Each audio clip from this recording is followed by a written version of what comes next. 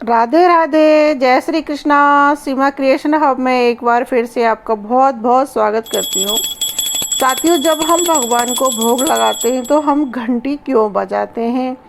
और हमारे श्री कृष्ण भगवान के बाल स्वरूप हैं लड्डू गोपाल जी। जब हम लड्डू गोपाल जी को भोग लगाते हैं तो कहते हैं हमें ज़रूर से घंटी बजानी चाहिए। तो साथियों, हम बड़ों को तो ये बातें पता होती हैं और कई बार ये हमारे छोटे बच्चे होते हैं, यंग बच्चे होते हैं, उनको ऐसी बातें पता नहीं होती हैं। और जो लोग नई नई लड्डू गोपाल जी की सेवा लिए उनको भी नहीं पता होता है कि लड्डू गोपाल जी को घंटी बजाना क्यों ज़रूरी है। तो आज मैं इस वीडियो में आपके साथ शेयर करूंगी कि लड्डू गोपाल जी को हम भोग लगाते हैं तो घंटी क्यों बजाते हैं। ये एक छोटी सी कहानी है कृष्ण भगवान के बालावस्था की। जब श्री कृष्ण भगवान छोटे थे तो वो माखन चोरी करते थे। कहते हैं कि नंद बाबा के यहाँ लाखों गायें थी और जसोदा माता के पास इतना माखन था, फिर भी वो चोरी करके माखन खाते थे।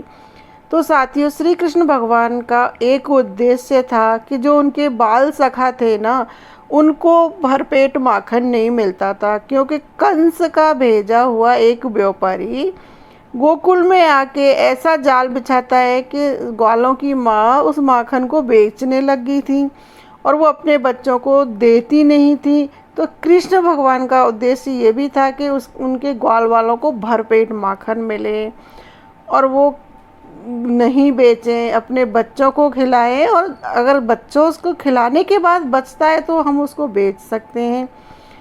तो श्री कृष्ण भगवान ने एक योजना बनाई कि हम बच्चों की टोली बनाते हैं और मिलके माखन चोरी करेंगे।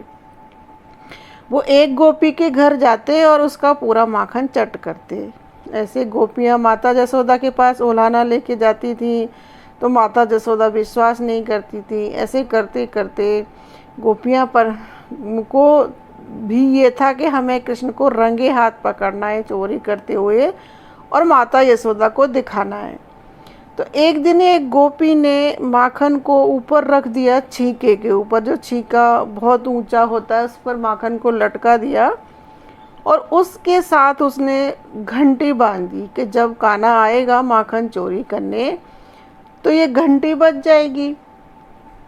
जब वो छीके से माखन चुराते थे तो एक के ऊपर एक बच्चे चढ़ते थे और श्री कृष्ण भगवान सबसे ऊपर होते थे और इस तरह से वो माखन चोरी करते थे। माखन चोरी करके वो अपने सारे सखाओं का पेट भरते थे। वहाँ बंदर होते थे, उनको भी माखन खिलाते थे।